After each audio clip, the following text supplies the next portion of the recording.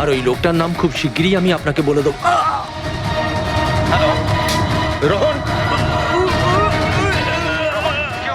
Hello hello Rohan.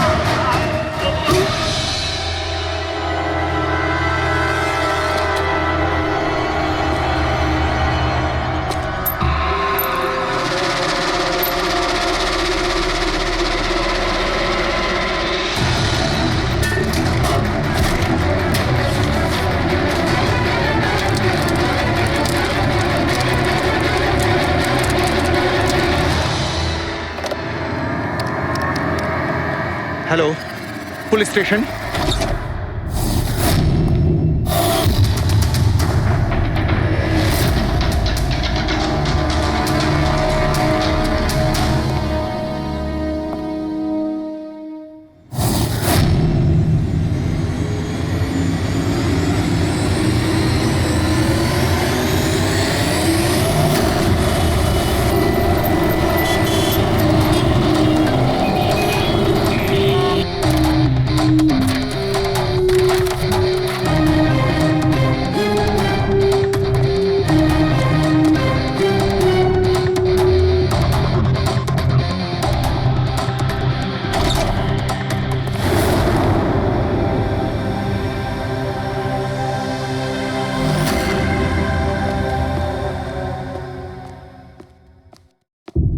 Good afternoon doctor Saluke. কি good afternoon.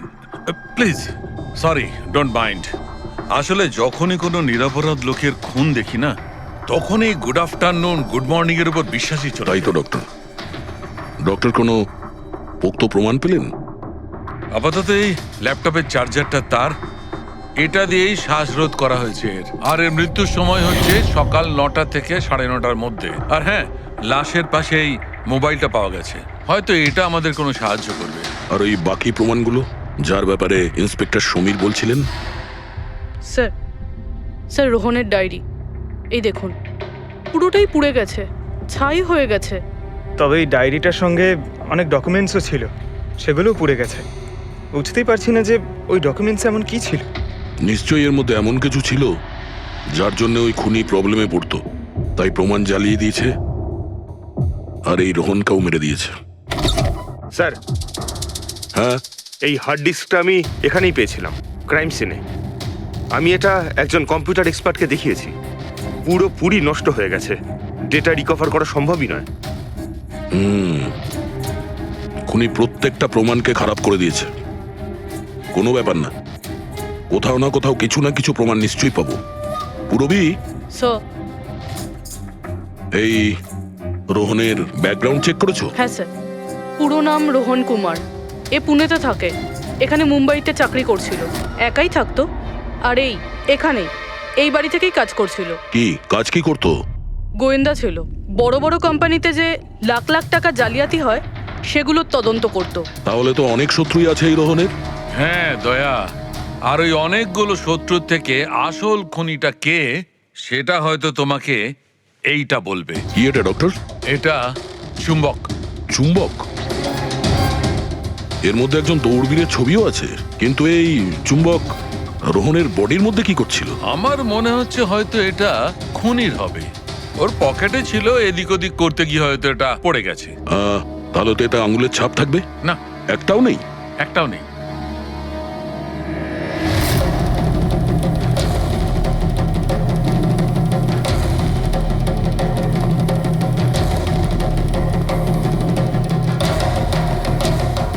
খুনি মনে হয় এখান থেকে এসছে। পুরবি, স্যার। এই রোহন এই মুহূর্তে কার জন্য কাজ করছিল? স্যার, ডিএনডি বিল্ডকম লিমিটেডের জন্য। BND Buildcom limited?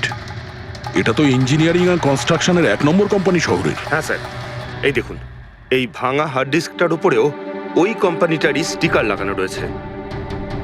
আর মারা যাওয়ার ঠিক আগে এই রোহন এই কোম্পানির সিইও মিস্টার হিতেশের সাথে ভিডিও কলে ছিল। আর স্যার, এই লোকাল পুলিশ স্টেশনেই হিতেশই কমপ্লেন করেছিল।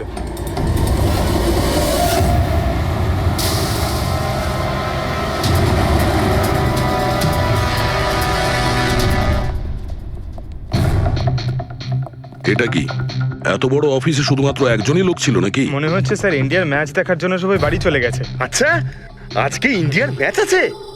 স্কোরটা কি হলো? কোহলি সেঞ্চুরি করতে যাচ্ছে। কি বলছেন স্যার? আপনি কি করে জানলেন? বাইরে ওয়াচম্যান কমেন্ট্রি শুনছিল। ও। ইনভেস্টিগেশন করতে এসছি, চোখ কান খোলা রাখতে হবে। স্যার, হিতেশের cabin. Mister Hitesh, hi, CID. Please বসুন। আমি আপনাদেরই অপেক্ষায় ছিলাম। শুরু থেকে বলুন সবকিছু। 6 মাস আগে আমি রোহনকে কাজে রাখি।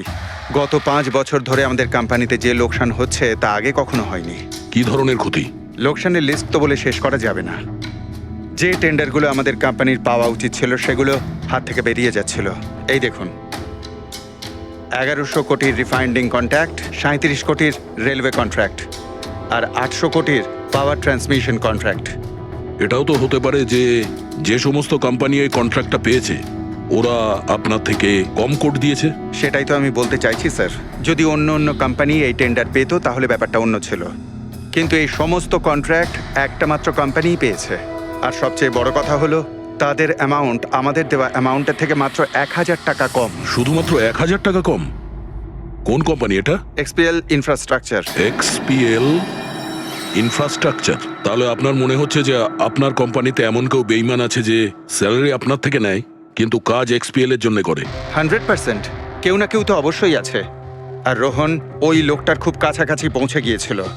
ওর লাস্ট ফোন কলে আমায় এটাও বলেছিল যে সেই বেইমান এস্টিমেটিং অ্যান্ড টেন্ডিং ডিপার্টমেন্টের লোক। আচ্ছা, এই ক্রাইম সিন থেকে আমরা এই ড্যামেজড হার্ড ডিস্কটা পেয়েছি। কি আছে এর ভেতরে? স্যার, এটা আমাদের কোম্পানির গত 5 বছরের CCTV footage, call logs, emails, আমাদের কোম্পানিতে কত এমপ্লয়িজ আছে, সমস্ত ইনফরমেশন এতে ছিল। তাহলে এর কপি নিশ্চয় আছে আপনার কাছে? আগে হ্যাঁ আছে। আমরা ওটা আমাদের সঙ্গে নিয়ে যাব। শিওর।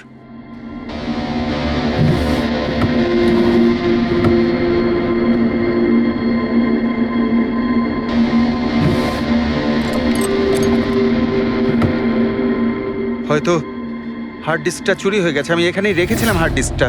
কি? আপনার কেবিনের ভেতর থেকে কোনো জিনিস কি করে চুরি হয়? হয়তো আমার অনুপস্থিতিতে কেউ এসেছিল আর এখান থেকে। কিন্তু আপনার অফিসে সিসিটিভি ক্যামেরা লাগানো নেই কেন? কখনো দরকারই পড়েনি স্যার। প্রয়োজন বলে আসে না, এখন পড়লো তো প্রয়োজন। Sorry sir. আর হ্যাঁ মিস্টার হিতেশ, আপনার কোম্পানিতে যত এস্টিমেটিং আর টেন্ডারিং ডিপার্টমেন্ট আছে, যত লোক আছে, আমরা তাদের সঙ্গে কথা বলবো। স্যার, আজকে ওই ডিপার্টমেন্টের কোনো এমপ্লয়ি কাজে আসেনি। কেন? সবাইকে ছুটিতে গেছে? আসলে ওরা প্রত্যেকেই ম্যারাথন রেসে পার্টিসিপেট করতে গেছে, যেটা সকাল 7টা থেকে 11টার মধ্যে হবে। কি? সবাই ওই ম্যারাথন রেসে দৌড়তে গেছে? হঠাৎ করে সবাই এরকম রানার হওয়ার স্বপ্ন দেখছে কেন? আসলে আমাদের কোম্পানি এই ম্যারাথন রেসটা স্পন্সর করছে, তাই আমাদের এমপ্লয়ীদের এটা বাধ্যতামূলক ছিল ওখানে পার্টিসিপেট করা। শুধু তারাই পারবে না যাদের হাঁটুতে বা অন্য কোনো সমস্যা আছে। তো আপনারও সমস্যা আছে হাঁটুতে? হ্যাঁ। আচ্ছা আচ্ছা, এই ডিপার্টমেন্টে কতজন কাজ করে? 10 জন। আর এই 10 জনই ম্যারাথন রেসে গেছে? হ্যাঁ স্যার, যদি কেউ না যেত আমি অবশ্যই জানতে পারতাম স্যার। স্যার, হুম, যদি পুরো ডিপার্টমেন্টের সবাই ম্যারাথনে দৌড়চ্ছিল যখন রোহনের খুন হয়েছিল, তাহলে খুনটা করলো কে? হতে পারে ওই কন্ট্রাক্ট কিলার। এক মিনিট মিস্টার হিতেশ, আপনার কাছে এই ম্যারাথন রেসের কোনো ব্রোশিয়া, কোনো লেটার আছে? ইয়েস স্যার, আমি আনছি। কি হলো স্যার? চুম্বকে ওই দৌড়ানোর লোকটা, ম্যারাথন রেস, এক্ষুনি জানতে পারবো। এই নিন sir. Thank you. You are welcome sir. দেখেছো, এটাই হলো ওই চুম্বকের রহস্য। যেটা ক্রাইম সিনে পাওয়া গেছে সেটা ম্যারাথন রেসে। মানে স্যার, ও ম্যারাথন রেসে দৌড়চ্ছিল, রোহনকে খুন করার জন্য ও রেস ছেড়ে দিয়ে ওর বাড়ি চলে যায়? মনে তো হচ্ছে এইরকমই। স্যার, এই বিপ ম্যাগনেট জার্সির ওপর লাগানো হয়। সঞ্জু স্যারকে একটু বুঝিয়ে দাও। দেখুন স্যার, এই ম্যাগনেটটাকে এখানে এইভাবে লাগিয়ে দিতে হবে। সেম এরকমই আরেকটা নেওয়ার পরে জার্সির ভেতর থেকে আমরা নিয়ে নেব, আর এটাকে আমরা এইভাবে লাগিয়ে দেবো। সেম আরেকটা এইভাবে নিয়ে এটাকে নিয়ে আমরা এইভাবে লাগিয়ে দেবো, আর এটা এইভাবে লক হয়ে যায়। আগে আমরা সেফটি পিন ইউজ করতাম, কিন্তু দু একবার রানার্সের চোট লেগেছিল, তাই আমরা এই ম্যাগনেট টেকনিকটার ব্যবহার করছি। এই ম্যাগনেট আর রেসিং হুইপ আপনি সব প্রতিযোগীকেই দিয়েছিলেন? ইয়েস স্যার, সবাইকে জানিয়ে দেওয়া হয়েছিল, বলাও হয়েছিল রেস শেষ হয়ে যাওয়ার পরে সব ম্যাগনেটগুলোকে ফেরত দিয়ে দিতে। তাহলে কারা কারা এই ম্যাগনেট ফিরিয়ে দেয়নি? স্যার অনেকেই দেয়নি, কেউ ফেলে দিয়েছিল, কেউ বা হারিয়ে ফেলেছিল, আর এক একজনের দায়িত্বও ছিল না যে জিনিসটাকে ফেরত দিতে হবে। একটা কথা তো শিওর, কেউ রেস মাঝপথে ছেড়ে দিয়েছিল, গিয়ে খুন করে আবার ফিরে এসেছে। কিন্তু স্যার রেস তো অনেক লোকেই মাঝখানেই ছেড়ে দিয়েছিল, কিন্তু এটা কি করে জানা যাবে যে তাদের মধ্যে রোহনকে কে মেরেছে? ওই 10 জনের মধ্যেই কেউ হবে যারা ক্যান্টিন ডিপার্টমেন্ট আর এস্টিমেটিং ডিপার্টমেন্টে কাজ করছিল। কিন্তু স্যার ওই 10 জনের মধ্যে রেস মাঝপথ থেকে ছেড়ে দিয়েছিল, এটা কিভাবে জানতে পারবো? জানা যেতে পারে স্যার। কি করে? স্যার আমরা প্রত্যেকটা প্রতিযোগীর মাথায় গোপ্রো ক্যামেরা লাগিয়েছিলাম, আর সেটা থেকে জানা যেতে পারে কে মাঝপথে ছেড়ে দিয়েছিল। ওয়ান্ডারফুল।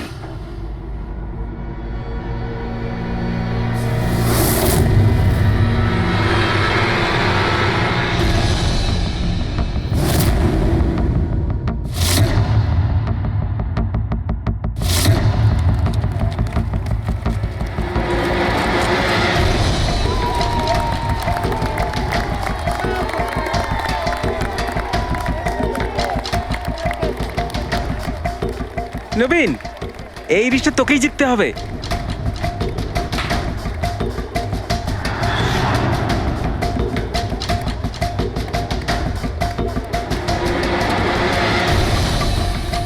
রান।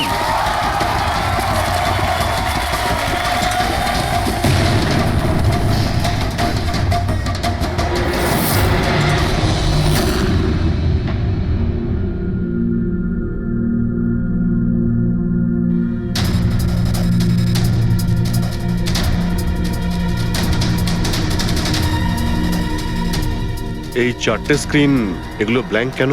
জানি না স্যার, আমরা তো সব ক্যামেরা চালু করে এদের দিয়েছিলাম, হয়তো ভুল করে এই 4 জন ক্যামেরা অফ করে ফেলেছিল। ভুল করে করেছে নাকি ইচ্ছে করে?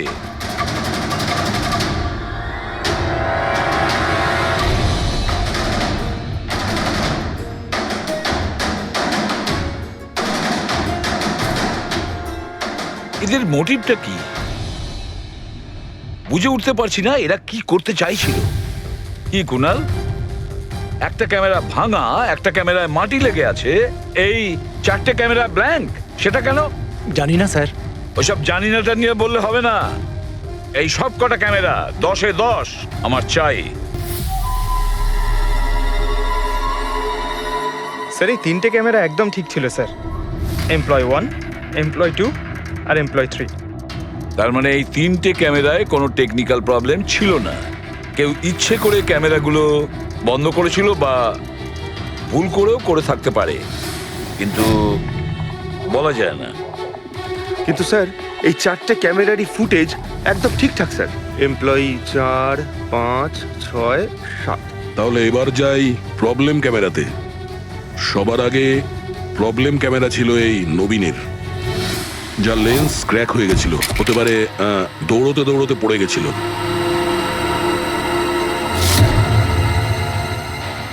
হ্যাঁ,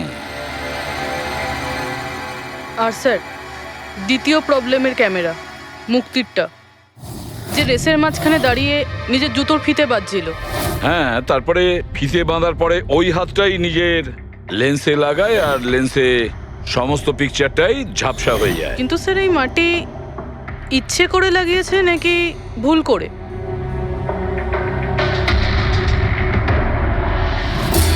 আরে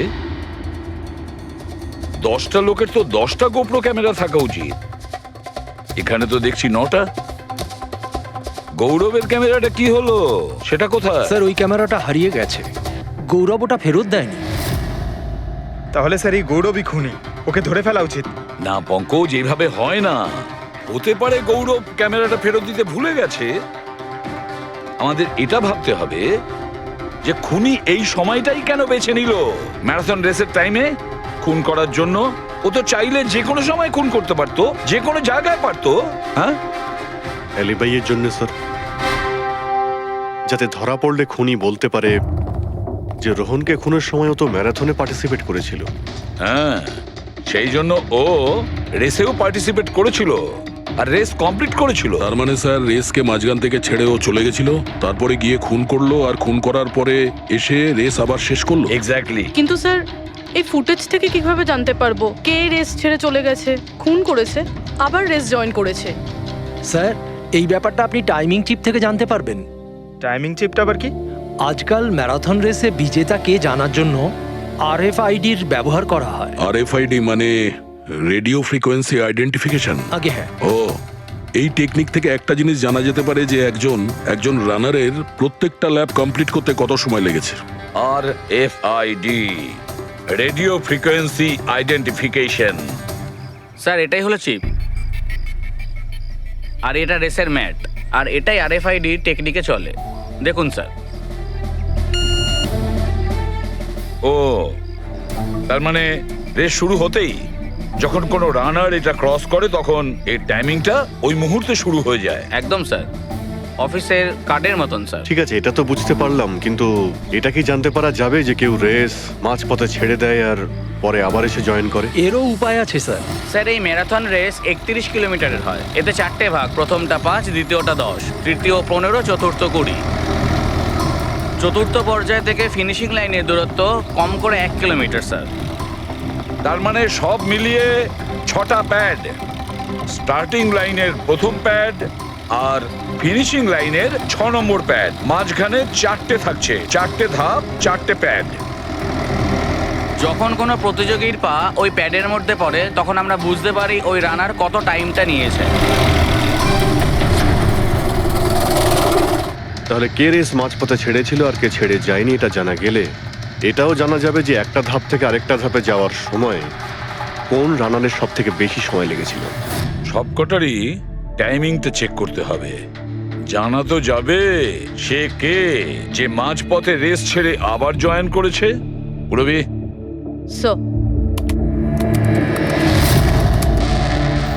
স্যার আমাদের প্রথম কচ্ছপ হলো এই নবীন। এ রেসের প্রত্যেকটা ল্যাপ 25 মিনিটে কমপ্লিট করেছে, কিন্তু শেষ ল্যাপের পরে ফিনিশিং লাইন পর্যন্ত পৌঁছানোর জন্য মানে 1 কিলোমিটার ক্রস করার জন্য ওর 50 মিনিট সময় লেগেছে। নবীন,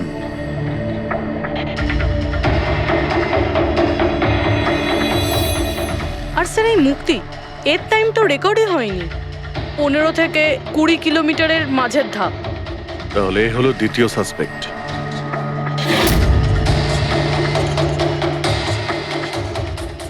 মুক্তি। আর এবার এই গৌরব, এ তো 15 কিলোমিটারের ধাপই বের হতে পারেনি। তাহলে এই হলো আমাদের তৃতীয় সাসপেক্ট। স্যার বাকি সবার টাইমিং তো মোটামুটি ঠিকঠাকই আছে। তার মানে এই খুন এই 3 জনের মধ্যেই কেউ করেছে, মুক্তি, নবীন আর গৌরবের মধ্যে। যদি নবীন খুন করে থাকে তাহলে সে রেস ছেড়েছে 20 কিলোমিটার আর ফিনিশিং লাইনের মাঝপথে। হেড্রিক, পঙ্কজ, বাইক নিয়ে যাও, এবার স্পিডে যাবে ওই রুটেই। আর খেয়াল করো যেখানে ওই 3 জন যেখানে রেস ছেড়েছে সেখান থেকে রোহনের বাড়ি কতটা দূরে আর কত সময় লাগতে।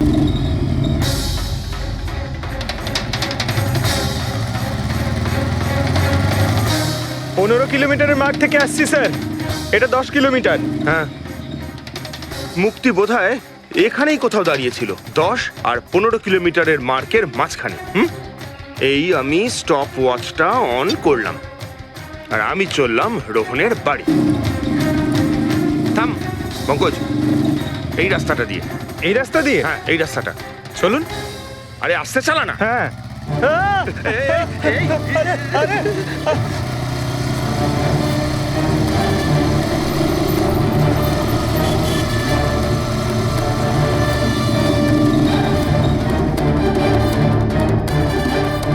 এই দেখুন রোহনের বাড়ি। মুক্তি নিশ্চয়ই রোহনের ঘরে পিছনের জানলা দিয়ে ঢুকেছিল।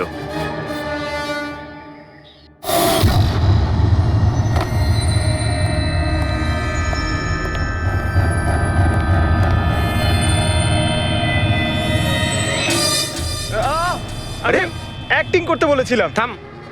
মুক্তি রোহনকে খুন করার পর হয়তো সমস্ত তথ্য প্রমাণ পুড়িয়ে আবার দৌড়ে ফিরে গিয়েছিল ম্যারাথন শেষ করতে। চল আমরা আবার যাব সেই ম্যারাথনের ওখানে 20 কিলোমিটারের মার্কটার কাছে।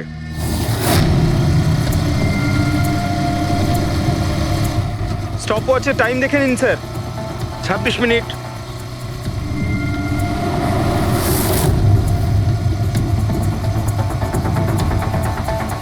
বাহ, আরে ব্যাস ব্যাস ব্যাস। এবার মুক্তি পৌঁছলো 20 কিলোমিটারের মার্কে পাক্কা 30 মিনিট পরে। আর তারপর এখান থেকেই হয়তো ও রেসটা শেষ করেছিল।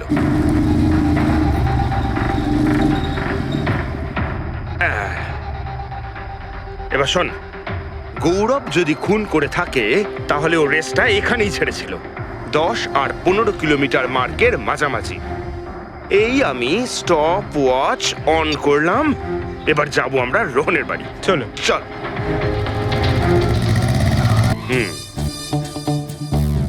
হ্যাঁ, একদম পুরো বিশ্বাস আছে আমার। Excuse me. এই ছাড় ছাড় ছাড় ছাড়, ছাড়। আরে আরে আরে মরে যাবো তো। চল।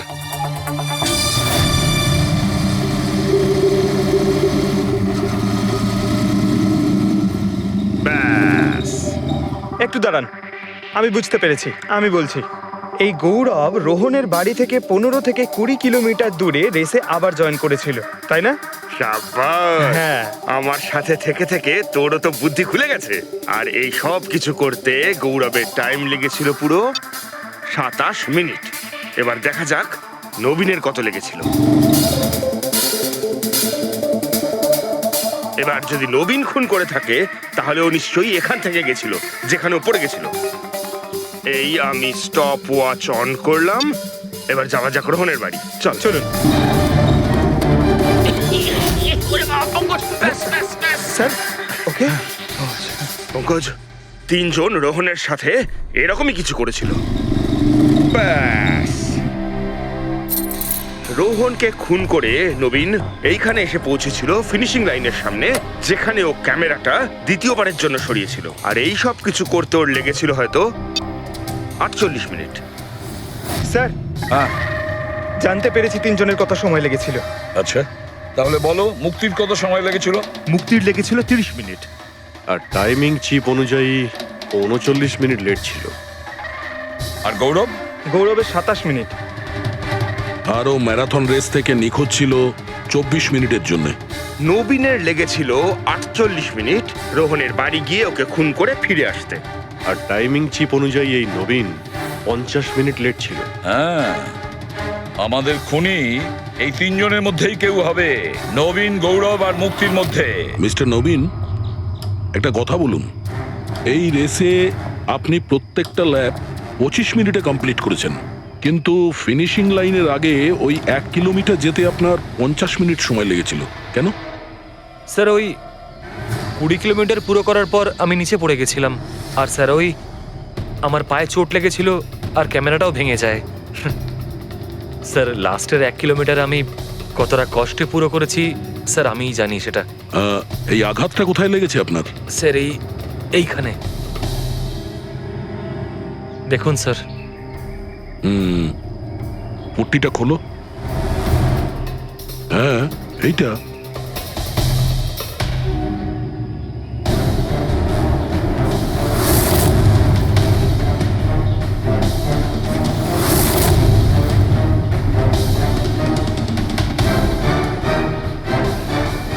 স্যার, এবার আপনার বিশ্বাস হয়েছে যে আমি কোনো দোষ করিনি? নির্দোষ যদি হও এত ঘাবড়ে যাচ্ছ কেন? ঘাম হচ্ছে, অনেকটা নার্ভাস লাগছো তুমি। হ্যাঁ, মাটি কেন লাগিয়েছিলে ক্যামেরাতে? জানি না, ভুল করে লেগে গিয়েছিল। ভুল করে? 15 থেকে 20 কিলোমিটার ধাপও ভুল করে ছেড়ে দিয়েছিলে নাকি? আমি তো কোনো ধাপই ছাড়িনি, সমস্ত ধাপই পুরো করেছি। কিন্তু টাইমিং চিপ তো অন্য গল্প বলছে। টাইমিং চিপ খারাপও তো হতে পারে। আপনি একজন মেশিনের উপর বিশ্বাস করবেন নাকি একজন জীবন্ত মানুষের উপর? আচ্ছা, তোমার গোপ্রো ক্যামেরাটা কোথায় গেল? তুমি তো ওদের ওটা ফেরত দাওনি। ওটা তো হারিয়ে গেছে স্যার। হারিয়ে গেছে? কি করে হারিয়ে গেল ভাই? জানি না স্যার, ওই রেসের মাঝখানে হঠাৎ করে দেখলাম ক্যামেরাটা ছিলই না, জানি না কোথায় পড়ে গেছে। আচ্ছা, আর ওই 15 কিলোমিটারের ধাপটাও কি হারিয়ে গিয়েছিল? ওটাকে তো পার করনি তুমি। স্যার আমি পুরো রেস কমপ্লিট করেছি। মিথ্যে কথা বলবে না। রেসের মাঝে কোথায় গিয়েছিলে? কোথাও যায়নি স্যার, আমি তো পুরো রেস কমপ্লিট করেছি, কোথাও যায়নি স্যার। আচ্ছা, স্যার মনে হচ্ছে নবীনই, কারণ আমি যখন ওকে জিজ্ঞাসাবাদ করছিলাম তখন ওর মুখ একদম ফ্যাকাশে হয়ে গেছিল, হাত পা কাঁপছিল ওর। এই গৌরবও কম নয়। ও বললো জানি না কি করে ক্যামেরাটা হারিয়ে গেছে। আরে এত বড় একটা ক্যামেরা পড়ে গেলে সেটা কেউ জানতে পারবে না স্যার। বস, তোমার কথাটা ঠিকই, কিন্তু নবীন। নবীনের একটু আঘাত লেগেছে না? হ্যাঁ স্যার, আঘাত তো ওর লেগেছে। স্যার আমার মনে হচ্ছে ও মিথ্যে কথা বলছে। স্যার আমার মনে হচ্ছে মুক্তি মিথ্যে বলছে।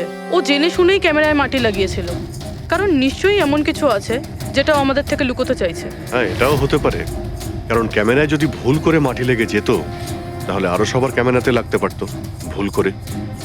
গোলমাল আছে, এই তিনজনের মধ্যে কোনো না কোনো গোলমাল তো নিশ্চয়ই আছে। খুনি এই তিনজনের মধ্যেই কেউ একজন। নবীন, আমাকে ওই জায়গাটা দেখাও যেখানে তুমি এক্স্যাক্টলি পড়েছিলে। কিভাবে পড়েছিলে? আসুন স্যার। কিন্তু স্যার আমার পায়ে খুব ব্যথা আছে, আপনি একটু সাহায্য করবেন আমাকে? নিশ্চয়ই নিশ্চয়ই, এসো।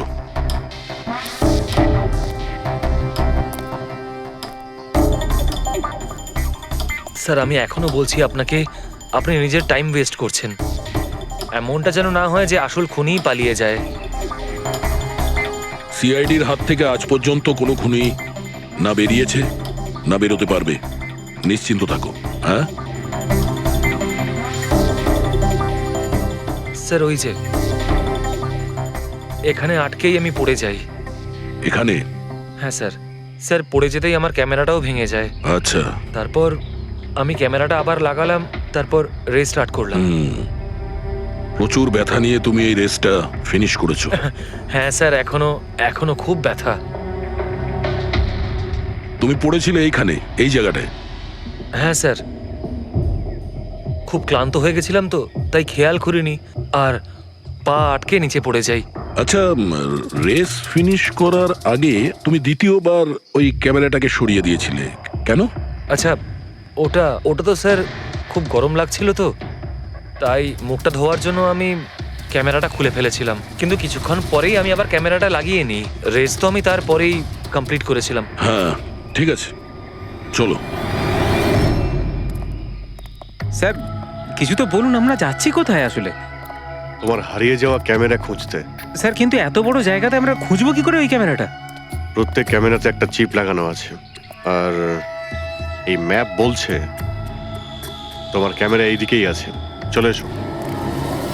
ম্যাম, আমি সত্যি কথাই বলছি। সত্যি তো এটাই, তুমি 10-15 কিলোমিটারের মাঝে রেস ছেড়ে দিয়েছিলে, আর তারপরে রোহনকে মেরে দিয়ে এখানে চলে এলে, এই 20 কিলোমিটারের মার্কে চলে এলে। কারণ তুমি তো জানতে এখান থেকে তোমাকে কোনো খেলোয়াড় দেখতে পাবে না। সব খেলোয়াড়রা তো তখন পিছনে। সব মিথ্যে। আপনি আমার কথা বিশ্বাস কেন করছেন না?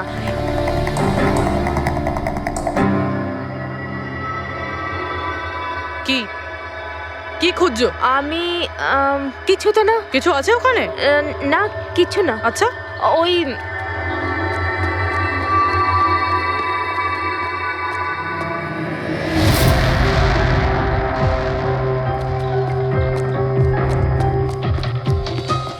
ও তো তুমি সাইকেলে করে গিয়েছিলে রোহনকে খুন করতে?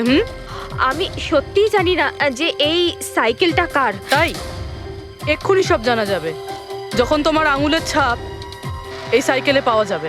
হ্যাঁ ম্যাম, প্লিজ। হ্যাঁ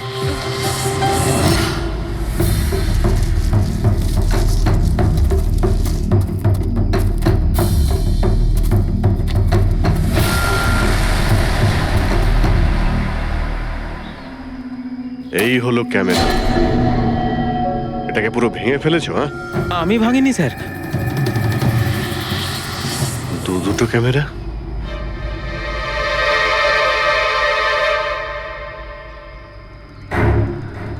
এই ক্যামেরাটা আবার কার? স্যার স্যার সরি, আমি আপনাকে মিথ্যে বলেছি স্যার, কিন্তু আমি আপনাকে সব সত্যি কথা বলে দিচ্ছি স্যার। বলো, তাহলে সত্যি বলার মুড হয়েছে তোমার? বলো। আসলে আমি এই জঙ্গলে না ড্রাগস নিতে এসেছিলাম, ওই গায়ের জোর বানানোর ড্রাগস, যাতে আমার গায়ে শক্তি আসে আর আমি জোরে দৌড়ে এই রেসটা জিতে যেতে পারি। সেই জন্যই আমি ক্যামেরাটা ভেঙে দিয়েছিলাম। খুব ভালো মজা করো তুমি। জোরে দৌড়ানো ড্রাগ নিয়েছিলে ম্যারাথনে, যেখানে অনেকক্ষণ দৌড়তে হয় আস্তে আস্তে, সেখানে জোরে দৌড়ানো ড্রাগের দরকার ছিল। মজা করছো? হ্যাঁ, এটা কার ক্যামেরা? আমি জানি না স্যার। কোনো ব্যাপার না, সব জানতে পেরে যাব। আমি অপরাধ করেছি, কিন্তু ওটা নয় যেটা আপনি ভাবছেন। আমি রোহনকে মারিনি। আমার দোষ শুধু এটুকুই যে আমি এই রেসটা জেতার জন্য একটু চালাকি করেছিলাম। বুঝলাম না, কি করেছো তুমি? আমি জানতাম না যে টাইমিং চিপ প্রত্যেক ধাপে রানারের টাইম নোট করবে। আমি ভেবেছিলাম শুধু রেসের প্রথমে আর শেষে টাইম ক্যালকুলেট হবে, আর তাই 10 কিলোমিটার পর্যন্ত এসে ক্যামেরায় মাটি লাগিয়ে দিয়েছিলাম আর ওখান থেকে সাইকেল নিয়েছিলাম।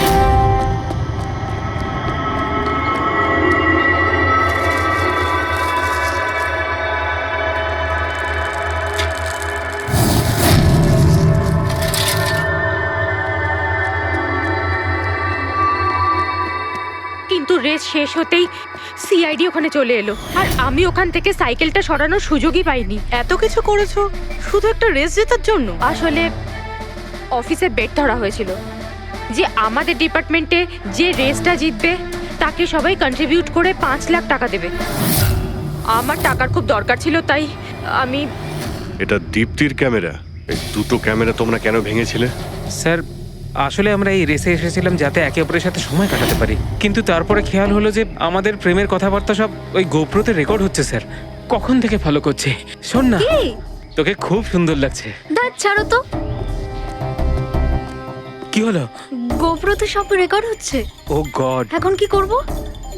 হ্যাঁ, একটা কাজ করা যাক, চল আমার সঙ্গে। হ্যাঁ,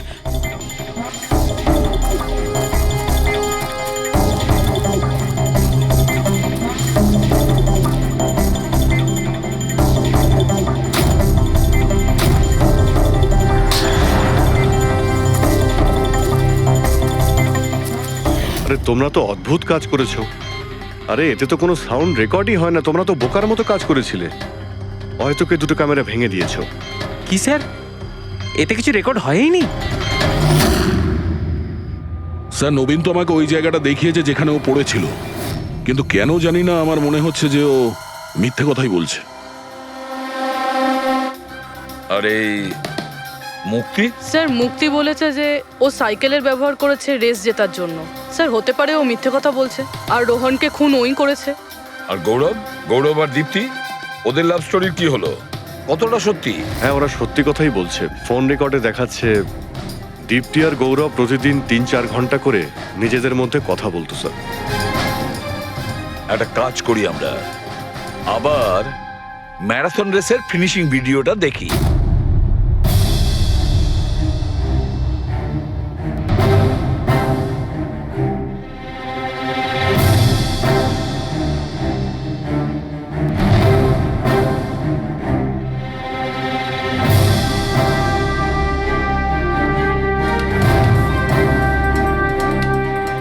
তার মানে গৌরবের ঠিক পরেই এই দীপ্তি ঢুকেছিল। দুজনে একসঙ্গেই ছিল। মনে হচ্ছে স্যার দুজনেই এই কাণ্ড করেছে। এক মিনিট অভিজিৎ, দয়া, এই ফুটেজটা দেখো। এই হলো সেই খুনি।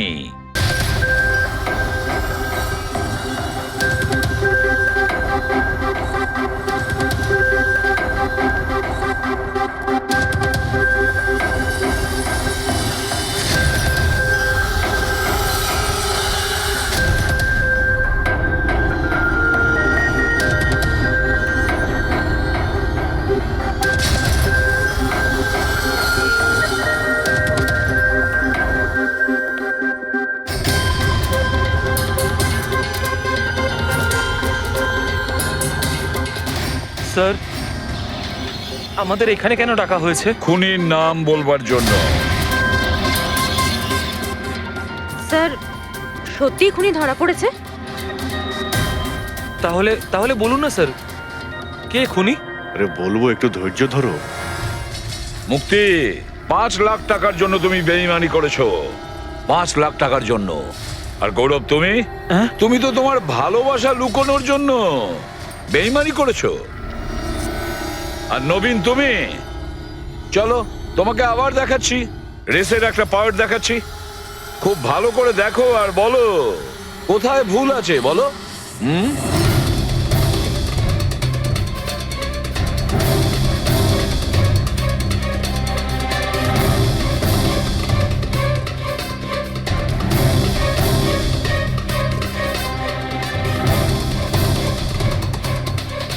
কিছুই তো নেই স্যার, সবই তো ঠিকই আছে। কোনো প্রবলেম নেই।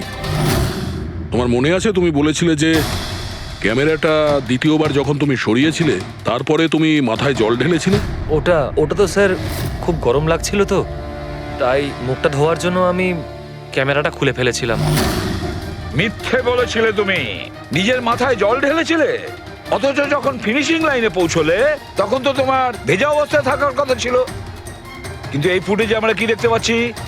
তুমি শুকনো অবস্থায় দৌড়চ্ছ। হয়তো জল শুকিয়ে গেছিল। বর্ষাকালে অত তাড়াতাড়ি জল শুকিয়ে গেল, অদ্ভুত ব্যাপার। তাহলে নবীন, তোমাকে আরো একটা ফুটেজ দেখাই, এই গল্পের শেষ অংশ। বলো, এটা দেখে তোমার কি মনে হচ্ছে?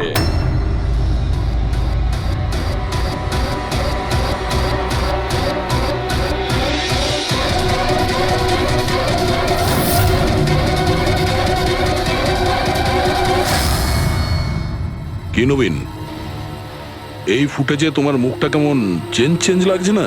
হ্যাঁ, অন্যরকম তো দেখাবেই, কারণ এই মুখটা নবীনের নয়, ওর ভাই প্রবীণের।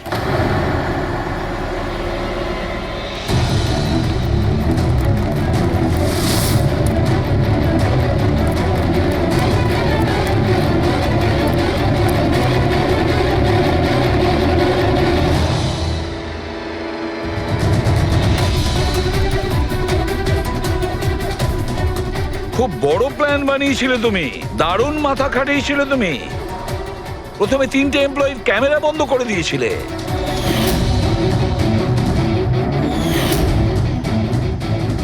আর তারপরে নিজের গোপ্রো ক্যামেরা নিচে ফেলে দিয়েছিলে যাতে লেন্সটা ভেঙে যায়। আর তারপর নবীন নিজের ক্যামেরাটাকে খুলে পরিয়ে দিল নিজের ভাইকে, মানে প্রবীণকে।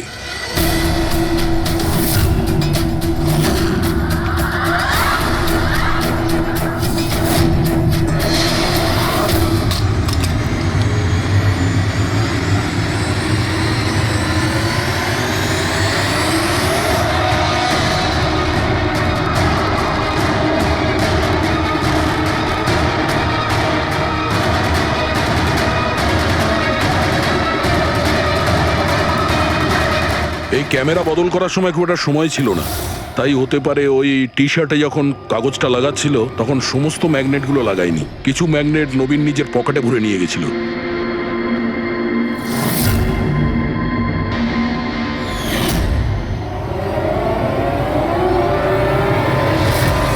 নবীন রেস ছেড়ে বেরিয়ে যায় রেইনকোট পরে আর পৌঁছে যায় রোহনকে খুন করার জন্য। কিন্তু ও কি করে জানবে যে রোহনকে মারার সময় ম্যারাথন রেসের ওই ম্যাগনেটই ওকে ফাঁসিয়ে দেবে?